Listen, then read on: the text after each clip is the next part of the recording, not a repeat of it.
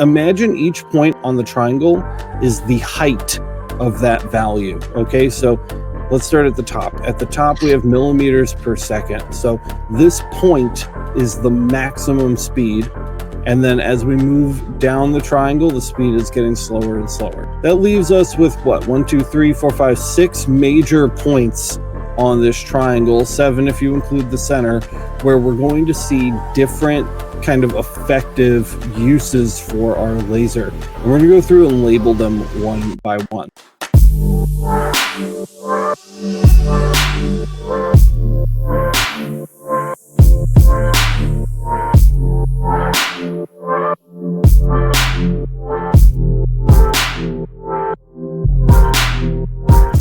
Yeah. Look at these guys. Whoa. No. I got all 3 of them. What's up, everybody? Welcome to the Laser Source Podcast, the #1 podcast if you're a humanoid looking for laser help. That's right, it's Lasertron 64. There's something different about you today, Alex. Shout out in the chat if you know what Robotron is. I want to hear it. You probably don't. What's up, guys? What's up? Oh, I'm laser everything right now. Bomberman. Close. Is it? I feel like it's Bomberman. Laser me? Do you know who Bomberman is? Mm-hmm. Yeah, dude. That was like the jam game when it came out. Robotron is sick, actually. So Robotron, the thumbnail's based off of Robotron 64, which is like the newer N64 version. It was actually a game for the Atari 7800, and it is very good. It's probably one of the better titles on that system. So Better or worse than Duke Nukem? Oh, bro. Duke Nukem 64. Yeah, sure. Why not? I think it's more fun. I came to kick ass and chew bubblegum. And I'm all out of bubblegum. Yeah. Yeah, that's like the best, bro. I don't get me wrong. I like Duke Nukem. Duke Nukem's great, but I think Robotron has higher replay value. It's fair. Yeah. How's it going? Busy. It's been chaos. So busy. Cool. Everybody's real lively today. I've been working on a lot of projects that I'm not able to talk about yet. I've been doing some olive wood. I feel like Kyle's always working on shit he's not able to talk about yet. Right, yeah. He's like a walking, talking NDA. Yeah. Anthony got to see one of the projects I've been working on that I can't talk about yet. I can't talk about it. Can't talk about it. Welcome to the #1 laser talk show that we can't talk about this laser. Welcome to Fight Club. All right, I guess that's it, everybody. Have a great night. See you. Holy crap, look at chat. Yeah, we got a lot of people we got to say hello to. Yep, Andrew, Vince. So before we go off on a tangent here, if you guys have questions, now's the time to leave them in chat so we can actually get to them. Oh my Laura God. tried so hard to be first. You'll get them next time, Laura. The important thing is that you're here. In the end, it didn't And we even love matter. you. She tried so hard, And got so far. but in the end, it didn't even matter. The music quotes, man. I know, we're good. Widgets. We do widgets. Rob, what's up? Oh, God, yeah, Bronson's here. Bronson. Yeah. Ooh. And Laura, Anthony's here and there. Yeah, Keith Bordley. There's Kindred. Miranda's here. Just woke Alex up. Miranda's literally right over my shoulder right now. Yeah, because she's making sure that you're awake. She's probably like beating you over the shoulder. She's handing you a more Coca-Cola. awake than you. And then you missed Rob from Gulf Coast. Who's here? I had this whole like Lasertron intro ready to go, and it was high energy, and then you guys were just like, eh. Yes, we are the problem. You are the problem. Yeah. Here at 8:45 discussing things, talking about we're jerks like that. Politics. Yeah, pretty much. Non-sanctioned work discussions. You guys just having your own indivisible thoughts there, your individual thoughts, and Indivisible? Yeah, because we can't be divided. We're the United States. Boom. Totally made that work. Yep. All right, let's see. Lasers. Ooh, Michael from ET Laserworks said he has a question. How are you guys doing? How you doing? I'm exhausted. I'm really tired. What did you do today? I didn't even hear from you. Like not dude, once. I was trying to. Was like dead to the world over there. Well, we have so we filed an extension on our taxes, first of all. So that sucked. So I'm still getting that stuff together because when you own a business, it's just a fucking nightmare. So I'm doing that and just like going back and forth constantly with the bookkeepers and Allison trying to get the taxes squared away so I can move on with my life. And in between those things, I was like trying to wrap up the rest of the footage I need to shoot for the JP Plus stuff. If you saw the episode we just published, saw all the cool goodies we got. I did my very best to use those materials on every single laser in the shop, at least every single class of laser in the shop. And I'm just missing like a couple things. Like I need to do the leatherette with the fiber. I haven't done that yet. And I need to try the color woods on the UV. And so I just like there's just little blank spots on like this big chart that Kyle made in Google Sheets to like keep track of what we did and didn't do. And I'm trying to get that filled in so that I can just like not go into the office for a couple days and just sit home in my big comfy chair and edit. And it's like full card bingo. Yeah, but I can't do that yet because I'm still not done. So I'm probably gonna have to go back tomorrow and try to fire up the lasers again. It's just like every time I turn a laser on, like somebody's asking me for paperwork. So it's just taking longer than I want, but it's coming along. It's going good. That's cool. Yeah, that's what I've been doing. I was working on some of the classes for the LMA's day, and while doing that, I was running cups, and while doing that, I was answering emails, and while doing that, like it's like nonstop too, man. So, yeah. And then I've got some crystal awards. Oh, I got some deliveries from Johnson Plastics Plus, our sponsor. So that was kind of cool. Got some more goodies from them. To add some color this season, especially because it's award season. So I'm really excited to share about that kind of stuff. I don't know if we're going to do the unboxing video first and then talk about it like next week or like, what do you want me to do there? I don't know. I don't really have a hard schedule set for getting my stuff out. I know it needs to be soon because I told everybody it would be soon, but I don't like. You just got the box 2 weeks ago. I don't know when it's going to be. Yeah, just got it 2 weeks ago, dude. Speaking of boxes, I got 2, not 1, but 2. You weren't here to sign for your package things today from UPS while I was at work, and I don't think either of them is from Johnson Plastics Plus. Yeah, it'd be weird. I got my stuff today. Did you have to sign for them? No, I have to sign for them. Both of these required signatures, which was very strange. So there might be like a laser or something. I don't know. Who knows? Yeah, I don't know.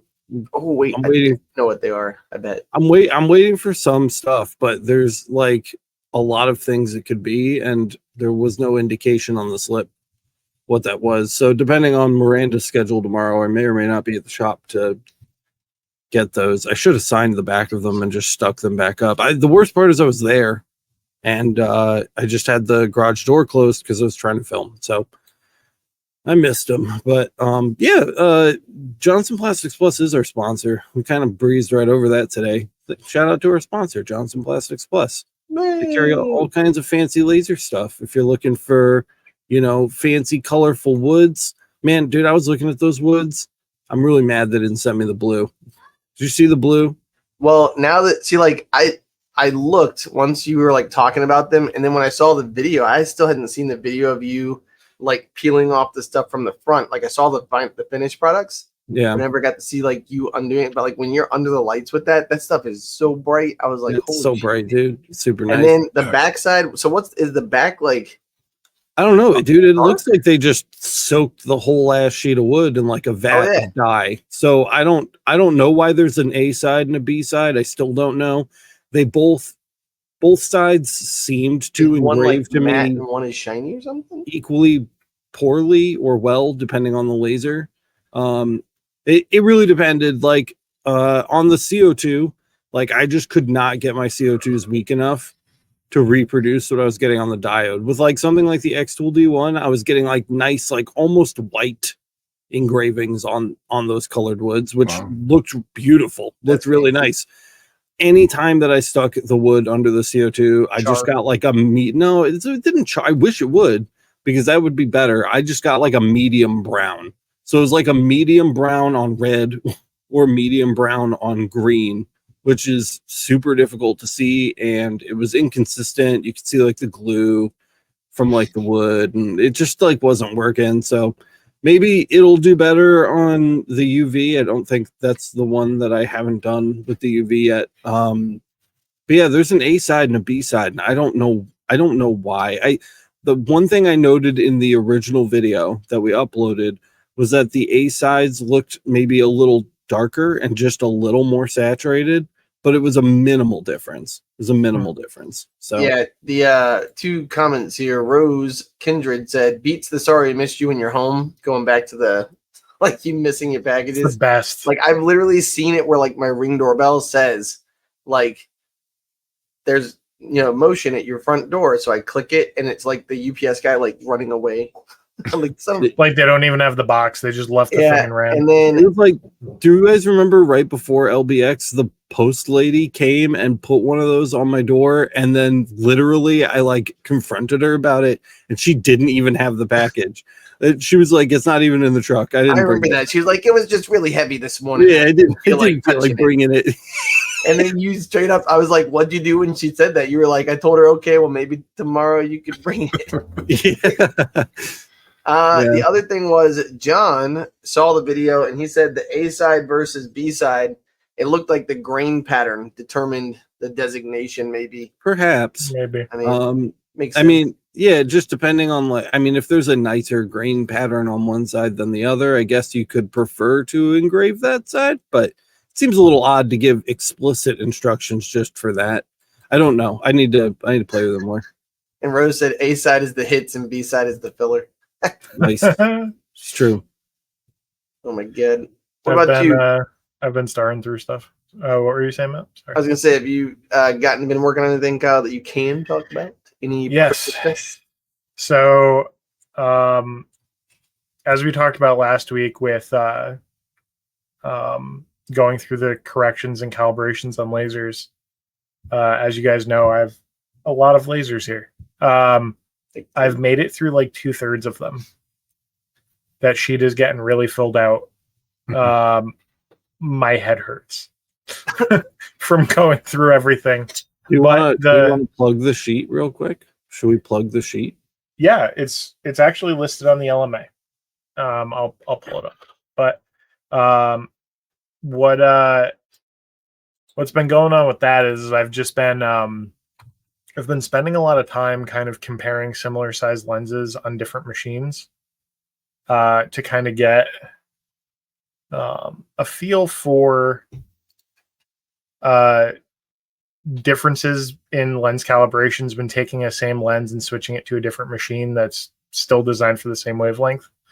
So it's kind of interesting. Not really ready to discuss the findings on that yet because I'm still working on it, but it's been interesting.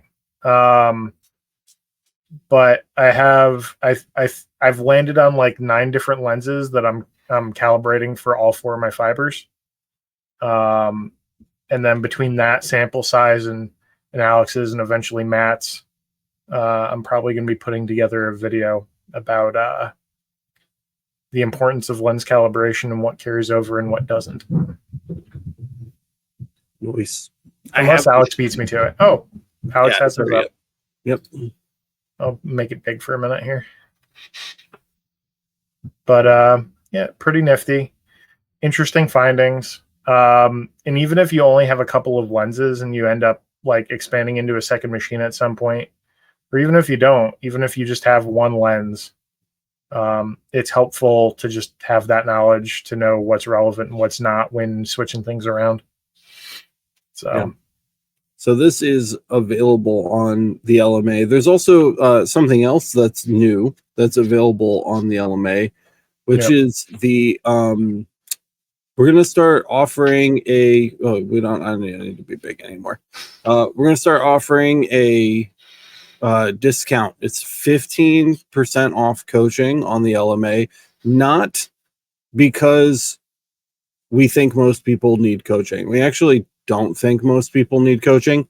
The reason we're giving the 15% is because if you sign up for the LMA and you don't get the help you need getting your laser set up and running and actually productive and making money, if you can't get to that point with your LMA membership and you need one-on-one help, the 15% basically pays for that LMA membership.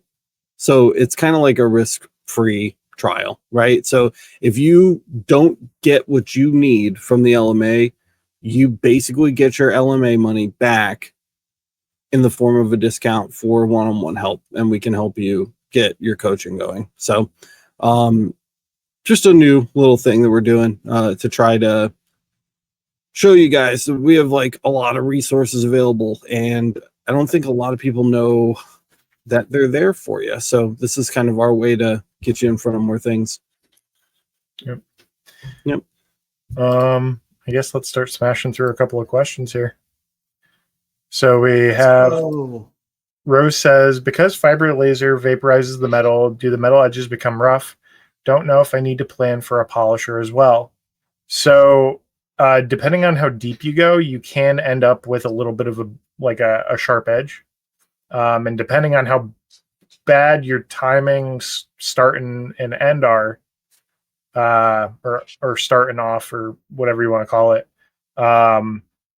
depending on how bad those are and if you're using bidirectional or not, you can actually end up with almost like a sawtooth edge. So just as important as like kind of weighing all the rest of the options, you also want to make sure that you're getting your calibration in, getting set up, because that's going to save you a lot of hassle in the long run. I don't know if you guys have more to add on that. Just so you guys know what Kyle's talking about, if we just want to expand on this really quick, here's your material, right? And if you plan on doing a lot of cutting on this material, your laser always comes from a central point. So here's your, F theta scan lens up here above your material. Your laser is always going to come out of this lens, okay? Always. So if you're cutting straight down, you're going to have this nice straight line, this nice straight edge through your material. But if you're cutting outwards at all, and you will be, you're going to be cutting an edge like this. And now you can see all of a sudden we're starting to like actually get like this blade type shape here with larger lenses or more drastic cuts. That blade gets sharper and sharper and sharper. And so it can definitely get sharp. And this isn't the only thing, but it's certainly the biggest thing. The other difference is like your metals, like softer metals are going to kind of re-weld themselves. Metals with a lower melting point, essentially, will kind of re-weld their edges.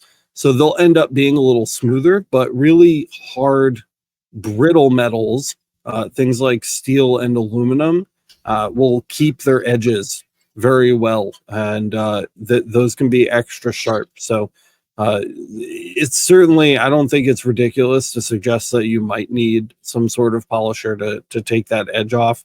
Not everybody is working on precious metals all of the time. And because of the nature of F theta lenses, you're pretty much guaranteed, if you're cutting anything other than a dot straight down from the center. And remember, this is 3D, right? So this is a 3D shape that we're kind of representing in 2D here. So forward and backwards also counts. You're pretty much guaranteed to put an edge on this somehow, unless you're using a gantry laser. Because with a gantry laser, there is no angles. It's always coming straight down out of the nozzle, and the nozzle is moving around. So that's the big difference. And the number one factor is going to be that scan angle. So that'll be something that you want to keep an eye on for sure. And I don't think a polisher is a ridiculous suggestion. Yeah. You can also, if you're doing something small enough, even like if you're doing coins or jewelry, vibratory tumblers are great for that too, for post processing. Alex actually did some shorts on that when we did a test coin not too long ago, a couple months ago. We've had pretty good luck with it so far. It has not been perfect, and there's definitely some technique and art to it, but it's better than not having it for sure. And I think a big part of my slow picking up on it is me not taking the time to learn how to do it properly. So I am fairly certain that I can get better, even better results than I have showcased on the channel so far. Before we dive into the next question, what have you been having going on, Anthony? Because we kind of skipped over you.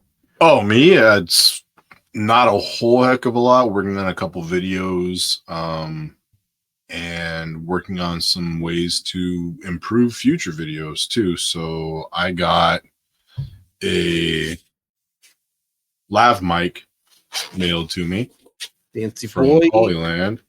So this is pretty nifty. It's got noise cancellation, and I think it's like a 200-meter range, like something ridiculous, like 600 feet. So All the distance. yeah, it'll be all I need just to kind of move around the shop and still be able to pick up good sound. So Would these videos that you're trying to make better be going on your YouTube channel? absolutely, yeah. Yep, absolutely. 16 subscribers, guys. If you're watching this and you haven't subscribed to Anthony's channel, you're going to go straight to jail. So make sure that you come here. It's this really long, obnoxious link that you need a custom URL, my friend. I thought I had one, but let me paste that in. Boom. All right. It's in chat. I'll make sure that it gets its way down into the description too. Go sub to Anthony. Anthony's been really focused for a while on kind of getting like his little YouTube kit, his little YouTube loadout ready to rock and roll.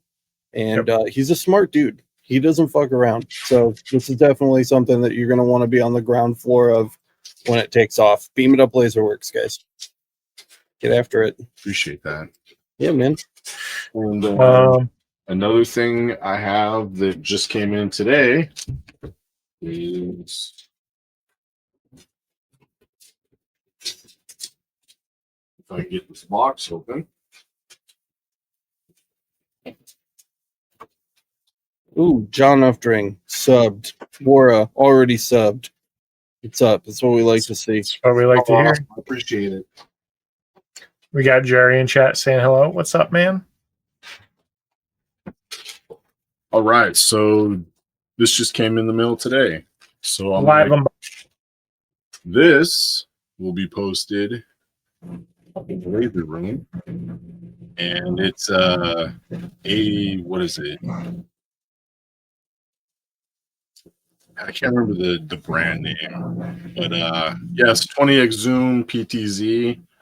Runs off HDMI network, all kinds of crazy stuff. So it's going to get posted on the wall, and I'm going to do some rearranging, and I'll be able to record pretty much anything that's going on any one of the lasers from one position. So I'm pretty stoked about that, because I've had to like use my phone and like suction cup mounts and like telescoping tripods and all kinds of stuff. So AV cans. yes, AV cans. That's correct. Yep. Thank you. If I can make a suggestion, don't be a complete idiot and drop it and break the autofocus. I will try very hard not I to feel like that adds a nice hurdle that we have to go over every time we use it. Yeah. Just What's saying. life without challenges? Right, yeah. That's why you're friends with us. We are very challenged. Challenged. Yeah. All right. Yeah, so that's kind of what I've been up to, just trying to make things a little bit better for quality of life, and I have a couple little projects in the works that will be coming out soon. So keep your eyes peeled, and thanks to everybody that subbed. Voice. We got Jacob saying, I just got a 20-watt Regas fiber.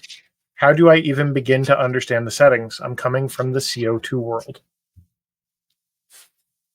I'm reopening Illustrator. Well, Alex is doing that. So with a fiber laser versus a CO2, so a typical gantry CO2 is often going to be a glass tube, and that is a continuous wave laser source. So you're not dealing with frequency, you're just dealing with power and speed and line interval, basically, are your three big kind of culprits when it comes to your results. Your line interval directly correlates to what your laser can output for DPI. So that has to do with your beam size at focus. So if you basically overlap those lines, you can get a darker result. But if you're doing an image, it obviously washes it out. Your fiber laser is going to have a much smaller dot size, which means you have a higher DPI level, which means you're capable of, more detail. And you can go into the guide that Alex did about photo engraving to learn more about kind of the science behind that.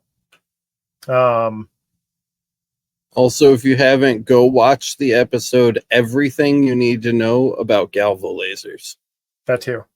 And then the other factor is, so with fiber lasers, you have now frequency that you're dealing with. And at least in kind of like the entry-level engraving world, for galvo lasers, we're looking at pulsed lasers, not continuous wave. So essentially what that means is the laser essentially charges up a pulse, and it fires, and your frequency is measured in kilohertz. So that is thousands of pulses across seconds. So 1 kilohertz, for example, would be 1,000 pulses per second. 25 kilohertz or 30 kilohertz, which is usually kind of like that baseline where people start out, depending on the range that your laser is capable of. That's 25 to 30,000 pulses per second. Your power is essentially the charge behind each of those pulses. And the another thing that you are dealing with, but not necessarily dealing with, is pulse width, which is kind of complicated, but think of it as another level of dialing power in and out. For non-MOPA pulse width unlocked lasers, it's a passive thing. It's a locked value or a variable value that changes with your frequency and power level. For lasers that have it unlocked, essentially what it does is it changes the length of every pulse that occurs. So if you're set your frequency to 30 kilohertz, that's 30,000 pulses per second, but you could change your pulse width so that each pulse is longer or shorter. So Matt and Alex like to describe it using the hose method, right? So your frequency is how often you're unkinking a hose that's on to let a pulse of water out. The pulse width is how long you unkink it for to let water flow. So credit goes to those two guys for coming up with that, because I always go back to the hammer method, and it's great for frequency, but not great for pulse width in terms of, trying I to always describe talk about it too as sandpaper. Sandpaper is the easiest way to remember it. So literally the low end is like low grit sandpaper. You're going to be ablating more material and taking it away. So you're going to see it going, because you're hitting, like he said, there's more pulses per hit, basically. So there's more power per hit, right? So less, more power, longer less pulse hits. per there you hit. go, yeah. And it's just smashing through. So it's like if you've got the low grit sandpaper and you're powering through, powering down, versus the high frequency where it would be like high grit sandpaper, where you've got way less grit, but it's the same thing that you're doing, like same process, same power, same speed. But you're going to be ablating less and treating it more. So you'd be doing more of like a treatment, I guess you could call it. And when you combine those two together, by the way, that's where you'll hear us say stuff like a cleanup pass. And that kind of goes back to the question of like the sharp edges and stuff like that. You can actually get rid of a lot of that abrasion and a lot of that sharpness on the where you've been engraving, like the bed of your engraving, by raising the frequency. You could pretty much keep speed and power almost the same, but by raising that frequency, it almost like from doing a low grit application to then a high grit, gets rid of a lot of that mess. And then what we always try to suggest too is a your angle. That I think Anthony said he likes to do. Was it 10 passes, 363 degrees, or 3 passes at 121 degrees to kind of. Yeah, just kind of like keep it around a 360 so it goes all the way around, but not exactly, because if you do another round, then you can end up with some weird lines too, I've found. Yeah. So I try to keep it like, I don't know, I'm weird. I like prime numbers. So I try to run it with prime numbers and it just never really adds up right. You know, end up with funky lines. So Yeah. And that's almost, if you guys know about wood engraving, it'd be like using an orbital sander. Like the whole thing is by having that move around, it gets rid of all of that. Those striations become more of like a pattern or less patterned and smooth. So there you go. Your mom's a stridation. Alex is working. I on will his, let her know that you said that on Mother's Day. I will actually Yep. engrave it on something, and then she can call you and discuss That would be wonderful. She'll express her disappointment, and you'll have to live with it. You need another Moving minute on to there, the next Alex. question. Yeah, I'm just conceptualizing this to try to make it make sense to me circle before back. it makes sense to everybody else. But yes, circle back because I'm onto something and I think this is going to be helpful. You're literally just making an Aeon laser sign, but anyways, You're an Aeon laser sign. nailed it. So John says, so with the market closed, is there a way to reach out to the vendors? I'm looking for some materials and wanted to buy from a marketplace vendor. Am I out of luck? No, you're not out of luck. The marketplace is obviously, getting work done and whatnot. So yeah, it's closed to the public for the moment. But if you want to reach out to a particular vendor, there's nothing wrong with that. A lot of vendors actually also sell through other storefronts like Etsy, eBay. They might have their own actual website. So if you need help getting in contact with them or figuring out what their website is or their Etsy or whatever, if you know who they are or what you're looking for, shoot us an email and we'll help you get connected with them. Not a problem. Mike C, any word if Light Object has anything new and exciting coming out? They're always working on something over there, which is good because we like to see, the market move forward with improvements and things get better for everyone across the board. Last I heard, Marco is in between like major generations of his product line, and he's actively working to kind of solidify his lineup for that. So, because I don't know if you guys know this, but Marco designs all of his own machines, like with his hands from the ground up on paper. Yeah. So, I haven't heard any news about it lately, but that doesn't mean that it isn't being worked on because like Kyle said, they're always up to something over there. And I know that their current stock is in and out because Marco doesn't want to buy a bunch of machines right before they move to like the next major revision. So definitely something if you're, in the market and you don't need something right now, something to definitely keep your eyes pointed in that direction. And I'll try to get some more info on that as we kind of move along here. He says, hi all, big week. Laser wise, I have a 100-watt Haoshin JPT-M7 fiber that I just unboxed. Congratulations. But second kid also arrives on Thursday. Oh my God. Yeah, brains everywhere. Oh my That God. is a lot going on, man. Wow. You got a new toy, tool, and you also have a second kid coming. That's a lot going on. Yeah, congrats, man, on both of those. Yep. Wish you the best for Thursday and also your upcoming weekend, and hope the wife is doing good and hanging in there, and wish you guys the best, and everything goes well and healthy. Holy cow. Yeah, that's busy. I'm just sitting here like I'd be excited for both, but like scared to death of one. I mean, just that's because I already have too many. Scott says, glad to be here for the start. Adding the live stream to my work calendar. Total works. Hey, there you go. And I see you have a couple questions down below. We're working toward it, Scott. We're getting there. Laura says, I have some suede type leatherette and just can't figure out how to get the fiber to mark on it. Ooh. They're jewelry pouches. Hold on. I meant to. All right. Wait a minute. Do I have those? Well, Matt's looking. Yes. I have a question for you, Laura. What's the top color and what's the color underneath?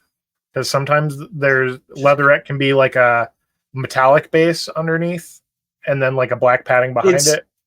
It's like a poly. I got the same one because I saw her post and I was like, "Ooh, those are cool." All right, you whip it out, big boy. Find it. Oh, there goes Alex.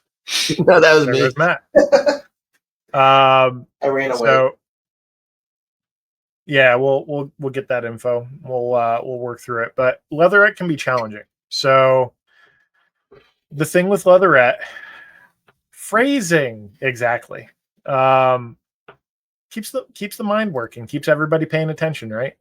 So if you're having fun, smash that like button. Smash the like button for my beautiful artwork. That too. We love beautiful artwork. John says Anthony's facial expression made me lol. So leatherette can be challenging. So the reason why is you, depending on what it is, so you can have multiple layers in a leatherette product. You can have basically, for lack of a better way to describe it, you have like a top layer. That's your brown, your red, your black, your the raw leather look color, whatever. And then below that, sometimes there's like an intermediary, like metallic, which is your gold or your silver. There's a couple of different varieties there, but it just gives you like a metallic. And then typically there's your base like polyurethane padding, which gives you your heft to the leatherette. And that's typically black. Oh, I think Matt found it. I did. He's waving it around like he just doesn't care. I whipped it out. Excuse me while I whip this out. Phrasing. Whip. While I whip. So the trick is, depending on the type of leatherette, you obviously want to burn the top off, but you don't want to go so crazy that you're basically lighting the thing on fire. So generally between brands, I found settings carry over pretty well. And generally between types, it can kind of vary. And by type, I mean, does it have a metallic or are you just going from top layer to black? And oftentimes there's very small differences between like top colors. So if it's like a black with like a silver behind it, like the metallic silver, and a black with like the gold behind it kind of thing, usually the settings are going to be pretty close versus like that with like a raw leather looking leatherette with black behind it is going to be entirely different, as an example. I also suggest using a 300 or a 200 or something higher than a 200 because you can, it basically is less power hitting it. You know what I mean? Like, I mean, it just, the larger dot lets you do a better spread of power over the surface that you're hitting it with from the higher surface, right? So, yep. I did 15 or 20 patches the other day. And I think Miranda, I sent her videos. I think she might be using it, but they take about 10 seconds on the 300 to hit the black leatherette with the silver and gold underneath. And it's the same settings pretty much all around. But I did see these. Laura has a really cool group, by the way. If you haven't joined her group, it's Laser of Love Creations group on Facebook. And she actually makes some really great posts in there about, it's just her username on YouTube. But she makes really great posts. And this was for if you were going to be doing something just to up your game, like if you were doing something with jewelry or coins or anything that you want to just make something nice to put it in. And I thought it was really cool. So I'll test that out while we're sitting here. Yeah. And Michael from ET Laserworks actually brought up something that's important to note. Leather and leatherette as well, but the leatherette has a particular smell to it that doesn't always bother everyone, but will absolutely bother some people a lot. And I'm one of those people that I'm particularly sensitive to the smell it gives off, but my girlfriend doesn't even notice it. And it's just one of those things. Just make sure your ventilation is good with anything you engrave, but this in particular, if you're sensitive to it, maybe consider building yourself a little box enclosure with wood or something to kind of try and keep the fumes focused to the exhaust to funnel that out. And leather in particular just stinks. Real leather, not leatherette. Very much so, yeah.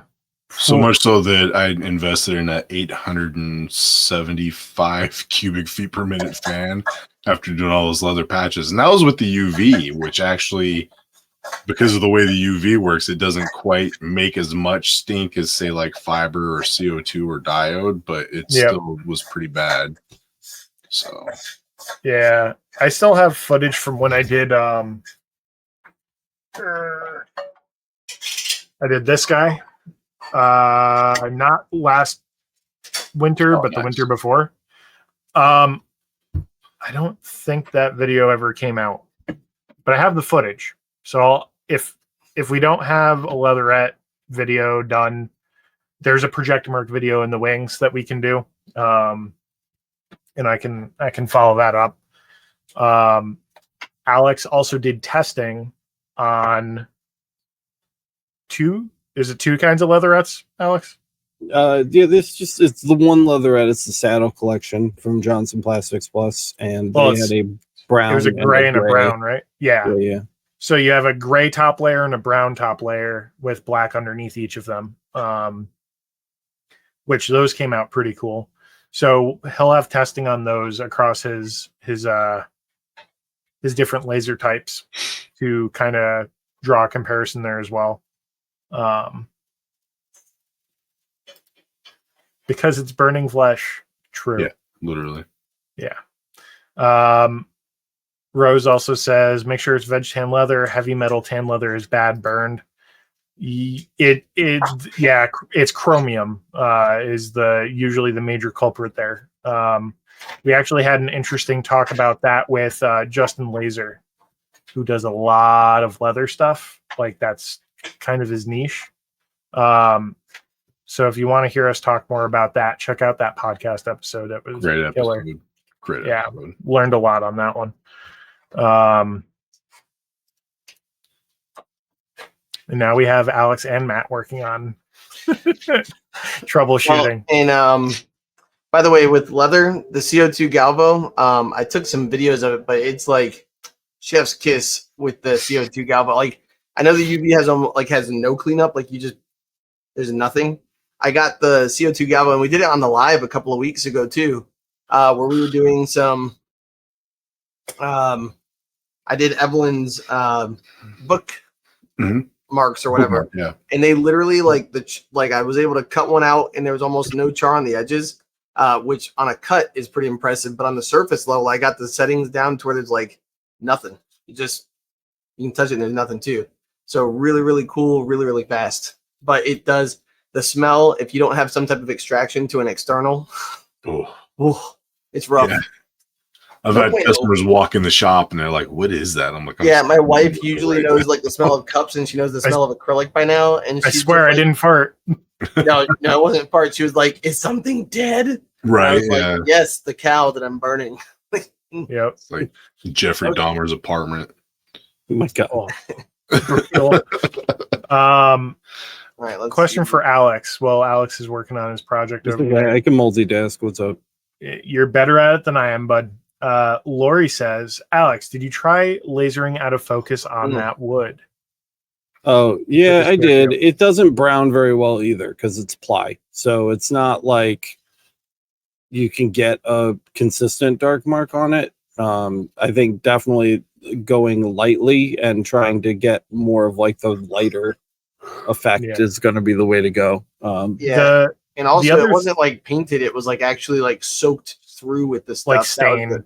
That was the other part. It was, it's like even from the side, because normally on like stuff that you see that's dyed or whatever, it's like the top is one color, the bottom's a color, maybe some of the edge is like splattered over. This is like, it's like they, like Alex said, like they pushed it down into the dye or something. Another thing to consider, and part of leading into what we were talking about before, where you got really good results with the diode for the same reason. Diodes are really good with like, what's it called? Oh my god, panda wood. What am I thinking? Bro. Panda wood. Yeah. What? I said panda wood because I couldn't think of. Oh my god, my brain is not working. No, bamboo. No. Bamboo. Panda wood. My brain is not working tonight. It's all right. That's me every day. Yeah. The caffeine swings are killing me. So for the same reason too, that bamboo does really good on diode, and you can't get that same type of burn on a CO2. I think is the reason why plywood is or that type of ply also is a little challenging. I don't think it's a product issue. Yes, panda wood. My brain doesn't work. Leave me alone. Panda wood. Mickey Burr says, is there a way to use Lightburn files on EasyCAD and vice versa? Not directly, but I do have a video on that actually. We did a video on converting EasyCAD files to Lightburn. It's much easier the other way around. Lightburn to EasyCAD, you can just highlight your project, go up to File, Export, and you can export that as an AI8 file that's ready for EasyCAD, basically. Like 2 steps and you're done. EasyCAD back to Lightburn. Once it's in EasyCAD, they never designed it to be able to be exported. You can just save it as an EasyCAD project and that's it. But there's a really cool open source software out there called Meerkat. He's got it's a whole different thing. But go check out that video. It'll describe what you have to do. I will see if I can pull up a link here for you real quick. Okay, I found out what I was doing wrong. I finished my graphic. And the thing that you need to consider there, when you're going from Lightburn to EasyCAD, Lightburn as a project saves your parameters as part of the project. When you export it or use just the vectors, like if you export like the SVG or DXF or AI8, you're just getting the objects, like the actual design, not the layers. And EasyCAD, and that's the other reason why EasyCAD and Lightburn files are nowhere near compatible, is because they store the parameters differently for the project. But hi, Laura. Whatever, they're different languages essentially. Think of it that way. Matt did a thing. Look at me. Look at me. He lowered his coin purse. Yeah, there you go. So that worked pretty good. I don't know if Laura's still here. I think she is. Yeah, she is. Oh, sweet. Okay, so hi, Laura. I got the settings for you. Just so you know, anybody who's trying to figure out what to do, I used my settings on my 300 lens, and I can tell you right now, like just looking at the back of this, you can already see that even with those settings, yeah. So this might be, that was with a 1-pass setting. This, because I see this on the back, I would definitely hit this with maybe like 2 or 3 passes of like, I would take the settings I just found and modify them to have less power, and maybe hit them unidirectional from like 3 different angles, would be my suggestion. So all I did is I started with my normal settings for, let me see if I can share my screen here. Probably be better if you're a visual person. Let's see. This guy. Here we go. Whoop, thanks. So over here, I don't know if you guys can see it because I don't think I can zoom in on this one. This is why I need to do OBS. But basically, I had 1,000 speed, 22 power, and 0.05 interval. You want to spread out the interval on these leatherettes, these fake leathers, because basically if they get melty, like if they are polyurethane, which is what leatherette and the saddle thing, all those are. They can straight up ignite too. Yeah. Yeah, they're very flammable if you let them be. So a higher line interval I've found has helped. So that could be something that I mess with if I wanted to try it because it's suede. It's a little softer and less dense, that might be something I look at. But what I did was I took it from 1,000 and I figured, okay, if it's 1,000 millimeters per second with black, I probably cut it in half for brown. Then I went from there. Brown didn't really, or the 500 didn't really do much. So I cut it in half again to 250. And I started to get like this one, which is like and I know you guys can't see it great, but it was like it was pretty good, but splotchy. And then I just dropped it to 200. And so when I did 200, speed, 22 power, and the frequency is 300, by the way. So like it's a very high frequency. But the one thing I can tell you is this is very melted when I'm touching it. So if I was going to do anything, like I said, I might keep the speed, drop the power a little bit, change the line interval. But that's how you figure this stuff out. And the more you do it, the more you learn, right? And that's kind of what Alex is working on. So for me, dropping the speed but keeping the power, because I know that power from that distance and that focal distance is effective. So let me lower the speed to see kind of what range I need to be in. And from there, I can tweak. The frequency for me at 300 is super high. So I'm probably going to have a difficulty going much higher. So for me, that means I'm probably going to lower the speed. Or sorry, not lower the speed, lower the power some. And then coming at it from 2 or 3 different angles is going to basically, if you hit it from the same angle 2 or 3 times, it's kind of like combing hair. It's going to look the same. But if you throw a little cross action there, you get a little different vibe to it. And so that helps you kind of get those grains, especially on something that has like that long grain to it. It's the best I can explain it. But yeah, and my guess would be the fact that we had to lower everything on the speed end is because of the lightness of it. It's very, very light. And so if you have the other ones that came in that bag were tan and pink, it's probably going to be even more different. So there you go. Yeah. Yeah, pink especially, I'd imagine. Sorry, had my compressor on. Oh, you're good. You're good. So yeah. Ready for some school? Pretty good. Yep. And then there was another question too about files. Are we on that one? No. Alex is going to talk about the thing he's working on. We'll keep pushing when he's done. Yeah. Here you go, Alex. All right. You got the So floor. here we go. So if you know photography, you know the exposure triangle. It's ISO, which is the sensitivity of the film, and you have the shutter speed, which is how fast the shutter moves past the film to expose it to light, and you have your aperture, which is how open or closed the blades of the iris of your lens are, and the 3 of those things balance one another out to give you the exposure time for your film. Laser is very similar. We're just balancing 3 different things. So we have the percent, and this is the percentage of your maximum wattage that your laser is capable of. So when you set your laser to 70% on a 60 watt laser, you are using 70% of 60 watts. Okay, and I picked bad numbers, so I can't do the math on the spot, but that's what your percent power is. The next thing you have is millimeters per second. This is the apparent speed of the Galvo scan head scanning across your substrate, and it's in millimeters. So how many millimeters is it traveling every second? And then over here you have your frequency. This is how many pulses we're doing per second. It's in hertz, so hertz is how many times something happens per second, and it's kilohertz, so we're measuring thousands. Okay, so these are the 3 main things. We're not going to talk about pulse duration right now. If you want to learn more about pulse duration, you can go watch everything you need to know about Galvo lasers. We touch on it a little bit more there.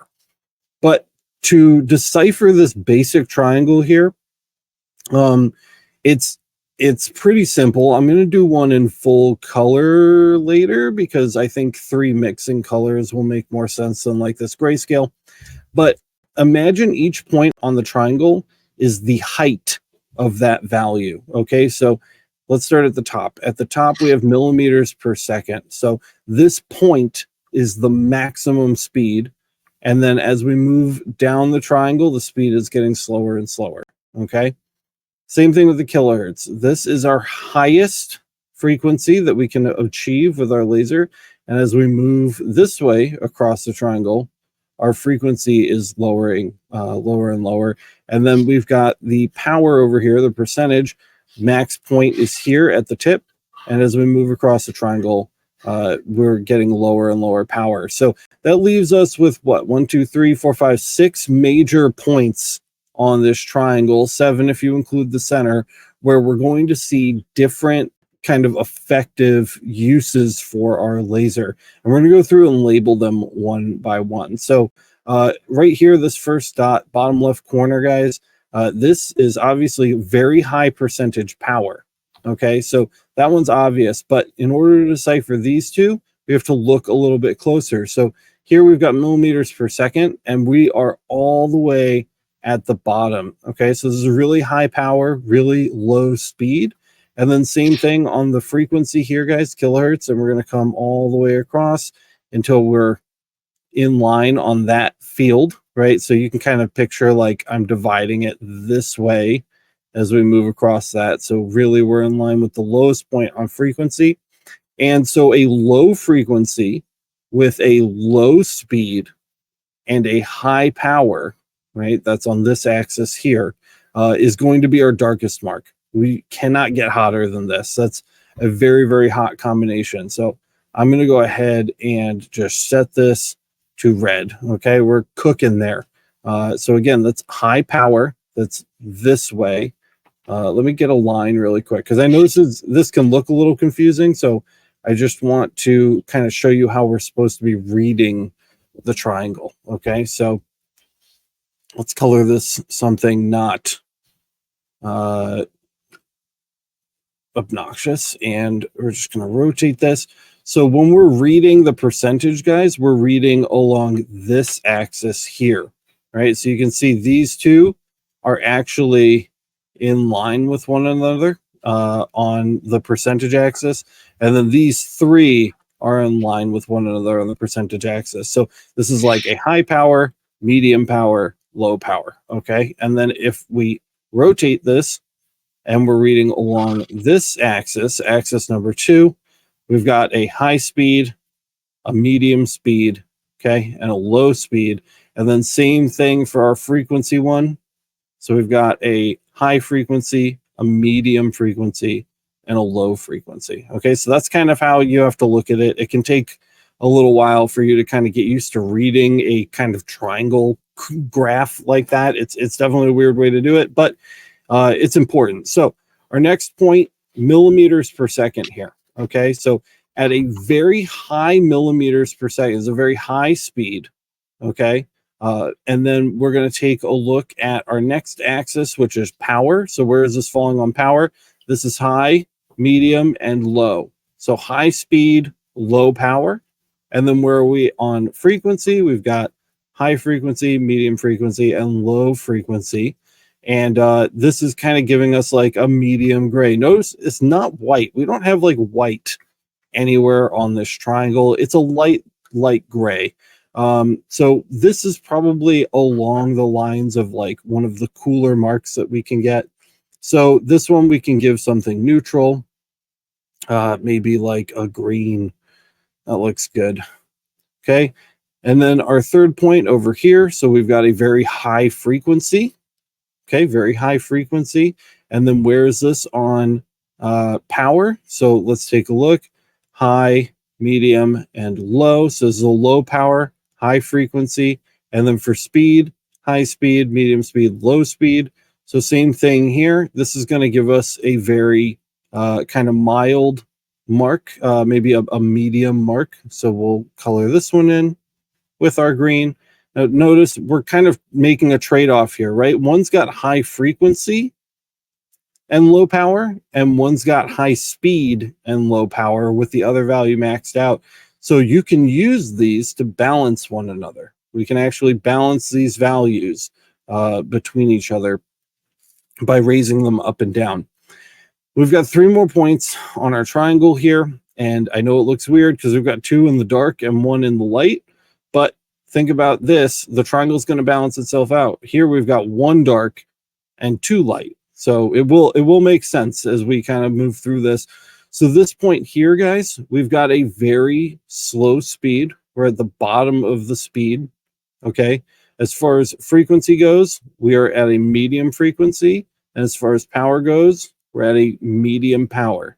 So with a really low speed and a medium power and medium frequency, we're getting a kind of, this is like the most medium mark that we've seen so far.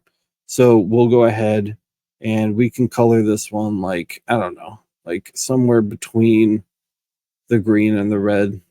This is not, let's make this darker just for visual clarity.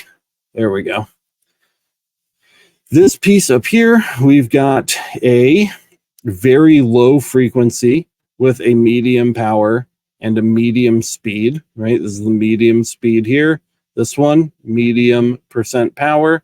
This one is going to match, right? So in this case, we're just making the trade-off again.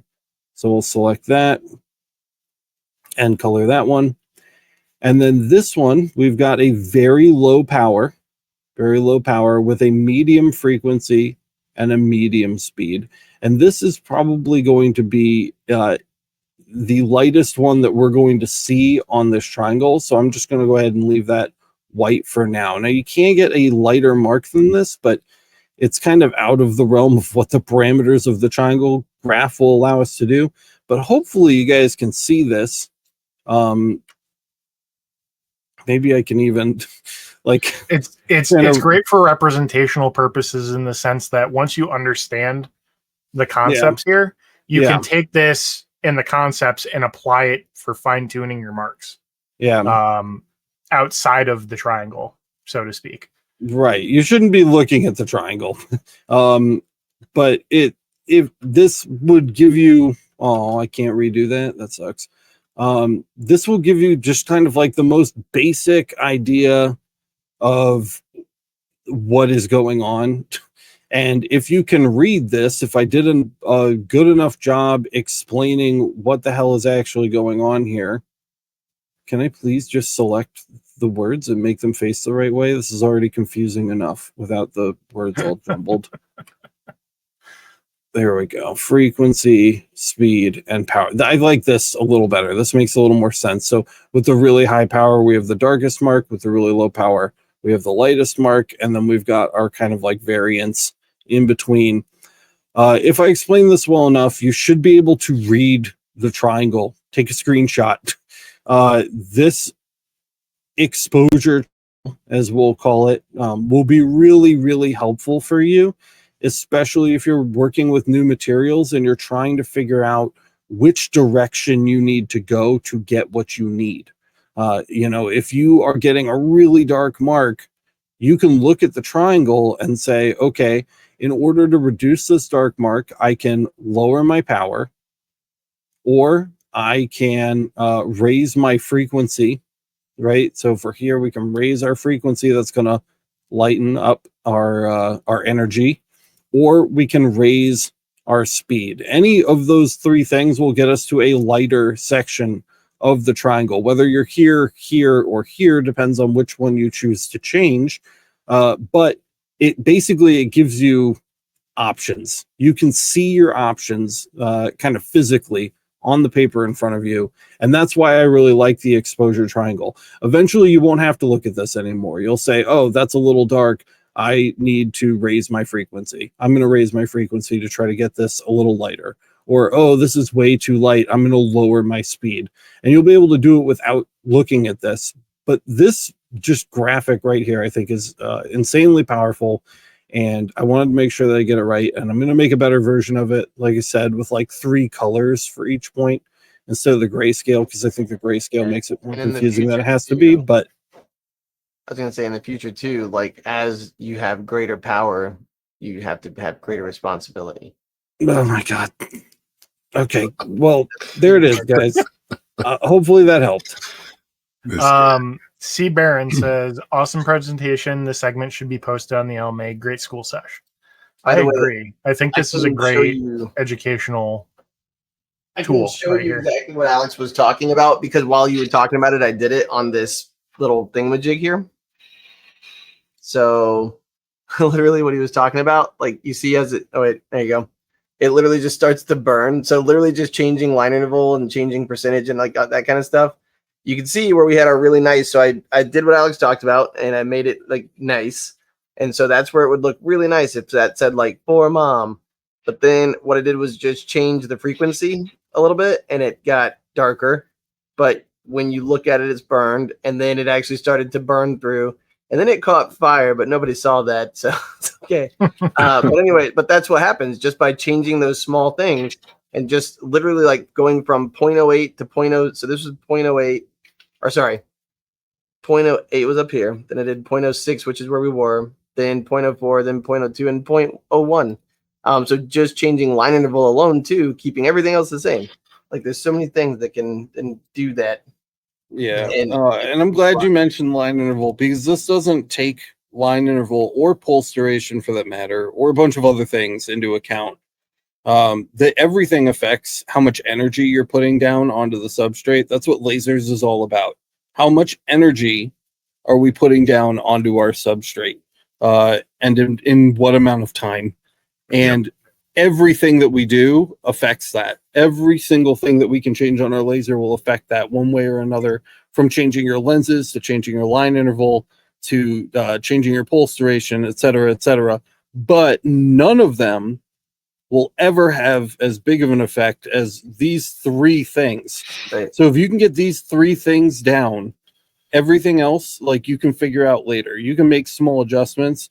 You can swap out a lens. All of that stuff can come later. These three things are going to have the biggest impact on how much energy you are laying out on that substrate in a given amount of time. So again, grab a screenshot. Yeah, maybe I'll do something for this on the LMA. I see the comments rolling in on there. I think I could explain this a lot better, not on an impromptu podcast with like a script written. If I take some time to actually get my thoughts out on paper and I'm not making a graphic at the last minute. But this is one of the most important things I think you could learn from me ever. So try to digest it. If you have questions, catch me later, bother me somewhere, and I'll help you out. But Catch me outside. John says, "Hey folks, if you're getting value from this, smash the like button now, please." Smishity smash. I agree. Smiggity Yes, smash. Laura, that was on smash the like button like I'm gonna smash that girl from Fallout. You know what I'm saying? Oh my god. So we got a couple more questions. We'll smash through them real quick. Scott says he couldn't help himself. He didn't have anywhere to turn. He had to no, I didn't. it. He backed me into a corner. Scott says, I have a question. I've made several project files for me, but what I would like, but what would need to be done to turn them into digitally sellable files? Any example or tips to make sure they are good? Also, is there anything you can do to actually protect those files against being stolen or sold for less? I see some on Etsy saying they're okay for making 100 and then you have to purchase it again. So there's a lot there. There's a lot there. By the way, they had a huge, great conversation in the chat all about that because Rose Kindred gave some awesome information. But let me share my screen again real quick, because this is a file that was purchased by a client. And they're like, I got this laser ready file. This is what they sent me. And I was like, that's great. Do you have this in an SVG? And they're like, that is an SVG. And I was like, cool. And so this is where people who work inside of AI, which is Adobe Illustrator, don't understand the way things might translate to like a laser software controller. And so this is where you, if you're going to design them, need to take whatever you create there and bring it into 2 or 3 different types of controlling softwares would be my major suggestion. Because the layers that you do there, test it. Because here's what ended up happening. So I clicked this as it came in and I was like, oh boy. And then just by removing this, because they created a white, so in Adobe Illustrator, they created a white blank surface, but that white blank surface in Adobe Illustrator comes out as a black laserable surface here. So when you delete that, you're like, oh, there's information and scales and stuff here. And there's this stuff here, and then there's all these things, and there's this. And so you start kind of going through the file, and I could actually see what it was that I had to laser, but I still had to come in here and do all this stuff. So anyways, that was still a quick job, but he had 5 of those that he had purchased from someone. And so if I really wanted to be a jerk, I could sit there and charge the guy a fee for each one, technically, you know. But what I did is just kind of did a combined fee and said, listen, they weren't ready. I can show you everything I did. Yeah, because these are things that they're selling to really high-end, a really high-end market, and you really can't have errors like were coming up on the product. So just heads up. Testing your files is really good advice. Yeah. Like actually cutting them on different laser softwares. Do it on like Lightburn, run it through EasyCAD, run it through RDWorks. RDWorks, you know, is a great one. Yeah. Try to cut it on as many things as you possibly can so that you get the user experience. But here's my advice. I'm not in the laser file selling business, but I've seen the people that are really, really successful at it, and the people that are really, really successful at it are not selling files. They're selling support. They are there to help people when people need help utilizing those files and finding success through their use. So if you sell the file and you're like, peace out, my job is done, don't talk to me, I don't think you're going to make it very far.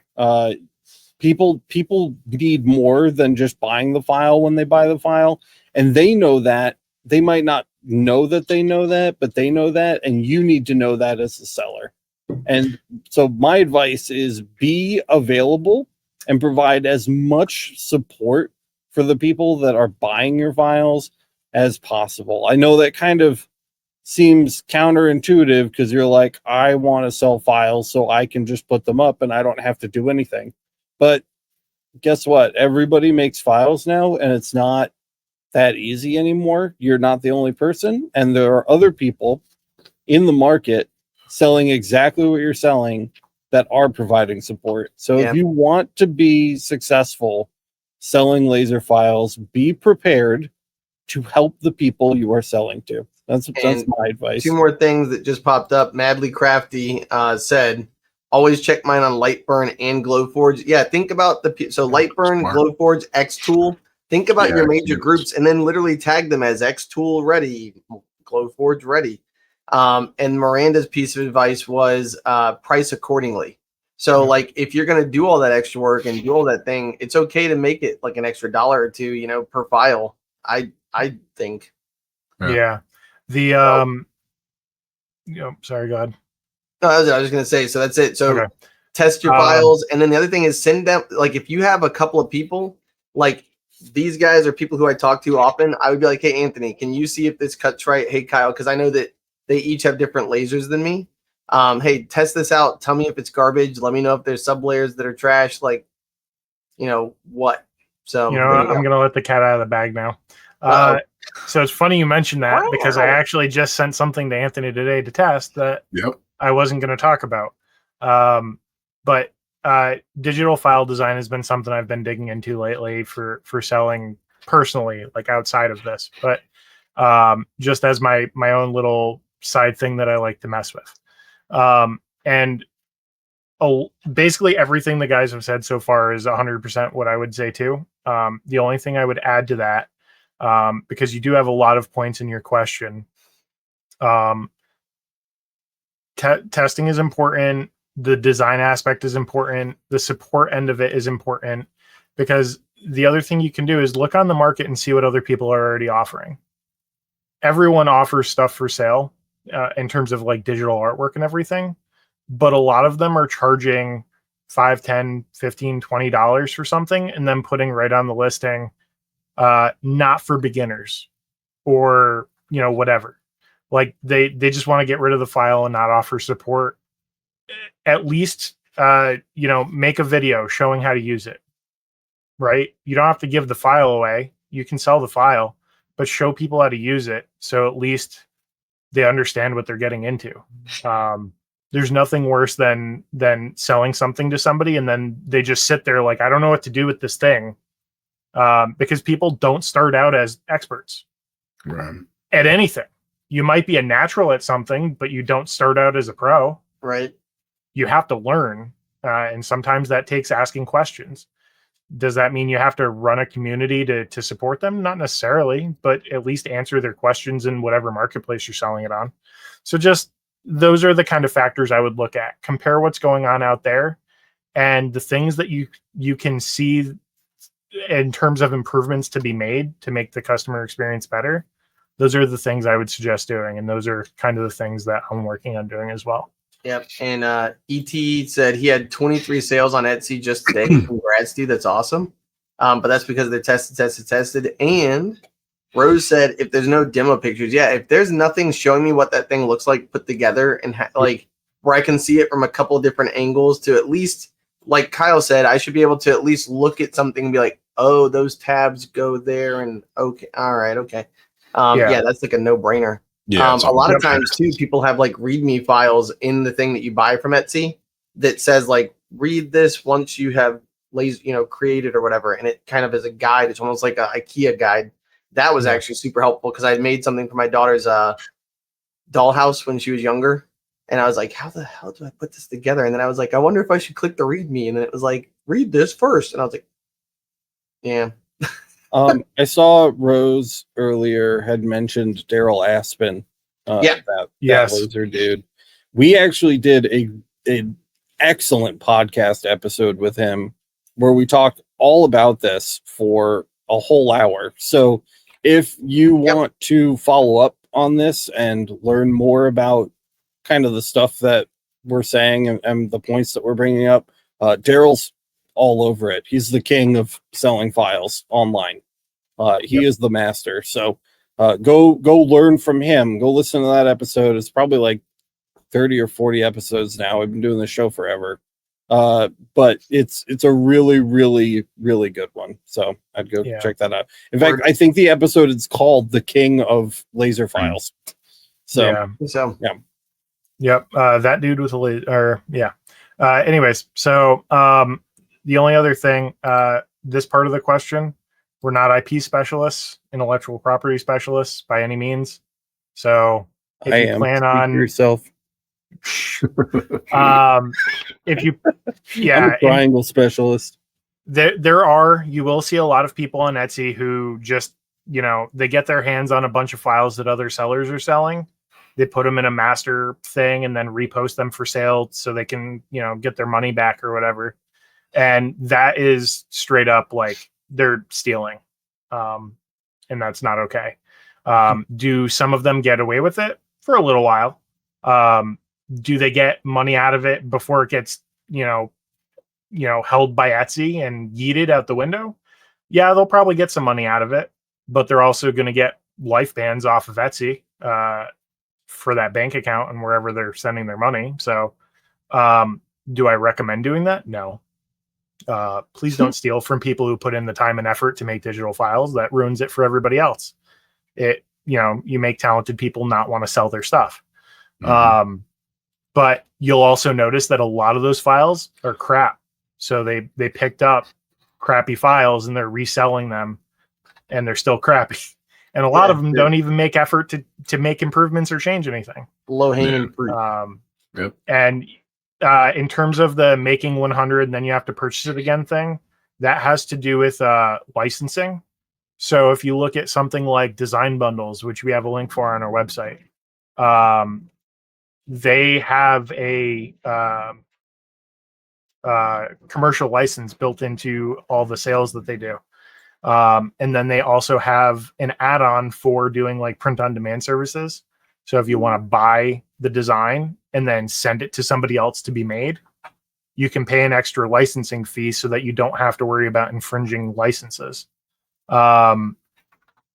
It's a quantity thing. You see the same thing a lot in like music deals and stuff like that. You can play this song X amount of times at this price.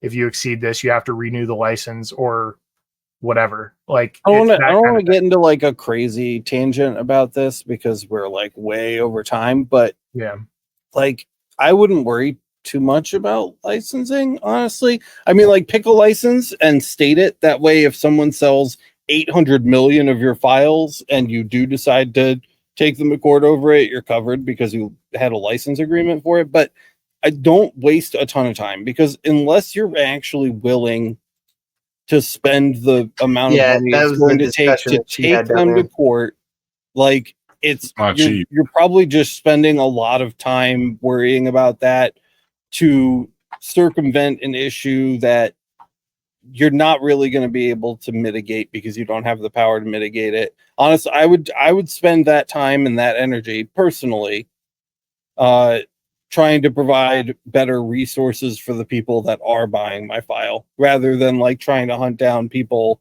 that are stealing it and reselling it, because they're racing to the bottom. They're going to get caught, whether it's for stealing your stuff or somebody else's stuff.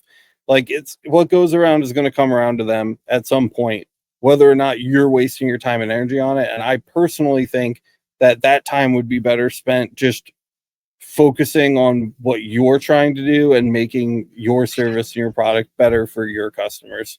But again, it's something definitely to consider, because if you don't have anything and then someone sells again like $800 million worth of your thing, on the off chance that that happens, then you don't have any coverage. So there's a middle road to walk there, but I wouldn't get super hyped on that, just because I think there's better ways to spend your time. Yeah, as a that was actually single Rose's person. advice. She basically was saying the only thing you can do is basically send like what's it, the DWIC or whatever, Yeah, WPSC, and then and even then it's like, what are you gonna do? Because they'll just start a new account and be like, oh look, I'm different. Yeah. Well, So then they need a new bank account. But anyways, are there any tricks for CO2 galvo and glass? A lot of time, a lot of testing, and low expectations. dude, true, though. I have read it like 80 times, and in my most recent like lens filling out my sheet that you can get from the LMA, I've re-seen it and reread it again, that my RF tube, my coherent diamond RF tube inside of my CO2 galvo is capable of continuous wave, and that should do well with glass, but I still don't know how to do it. So I low expectations. Your results are going to vary. It's not going to look the same as a CO2 gantry with a glass tube, or for that matter, a galvo with a glass tube, but that's kind of rare. Not even close. It's just going to be different. It's certainly not going to look like a UV, which is it's going to look far the cleanest like option for someone shook their dandruffy head all over your glass, but it doesn't wipe away. That's kind of what it looks like. And it might be sharp. Microfractured dandruff. I honestly, I'd recommend, like, at that point, if you only have a CO2 galvo and you don't have any other laser, spend $400 and get a diode and ask Anthony how to engrave glass with a diode, because Anthony gets really good results with diodes. It does all right. Shut up. Solid. All right, guys, that's it. I'm cutting it off. We're at almost, you guys got a 90-minute episode out of us today, mostly because of triangles. So all hail the triangle. Robotron 64. Go look it up. It's a great game. You can play Trinity Robotron. of power over there. Robotron 2084 is on the Atari 7800, out now. Affiliate link in the description. No, I'm just kidding. But there is an affiliate link to Johnson Plastics Plus, our sponsor for this episode. So if you need some supplies for your laser and you're looking for a big selection of things like 2-ply acrylic, they've got Romark, they've got magnet stuff. You can get blackboards, whiteboards, gray boards. You can get. By the way, I was going to say it's award season. If you haven't started talking to local schools near you, dude, talk to them. They're like desperate for stuff. I just got some glass awards and some color sublimatable stuff because I got a sublimation machine. But anyways, I know. That was also the time for Mother's Day stuff too. Yeah. Oh, yeah. I guess mom too. Sure. Yeah, it's kind of like that ship has the lady sailed, who but had me. Well, it's closing up, but thankfully they have fast shipping. They do, and they've got all kinds of other stuff. Go watch my episode. I just published it where we unbox a bunch of their stuff. It's really pretty. And we got a bunch of episodes coming out where we can test that. If you haven't already, go sub to Anthony's channel, Beam It Up Laser Works. It's pretty dope. He's been really committed to getting himself set up right. And you're going to start seeing some stuff come from him really soon. So that's going to be a good time. Go follow Anthony. And Joey Williamson in chat. You need to check your power supply, bro. Go watch my episode called Testing Power Supplies. But just type testing, PSU testing, fiber laser, laser everything. It'll come up. Your switches too. Watch that. Yeah, maybe it could be a switch issue. I bet it's the power supply. So go look at that. Absorb the triangle, guys. And I think that's it. If you haven't already, go sign up for the LMA. We really need each and every one of you guys. So please go check it out. Matt's got some course work that he's publishing over there. Exclusive limited time deal. You can just get his text courses before the videos are even remotely close to being made. Matt's been publishing all of his written work, and you can go through lesson by lesson. It's all on business. So if you want to know how to grow your laser business, this is a great course for you. Additionally, 15% off coaching if you sign up for the LMA, which is a solid deal. So if you don't like the LMA, get your money back as a coaching discount, and we can help you one-on-one instead. So you really don't have anything to lose there. I'll make sure that a link for Anthony goes in the description, but if you search it, it comes up. Oh, it's already there. Kyle threw it up. So there's a link in the description for that. That's all I've got, guys. Kyle, Matt, I love you guys. Anthony, I'm glad you're a regular now. Me too. I'll see you next week, bro. For sure. Yeah, buddy. And that's all I've got, guys. So until next time, have a great week. Watch more Laser Everything. Smash the like button. Leave a comment, and we'll see you in the next one. Good night.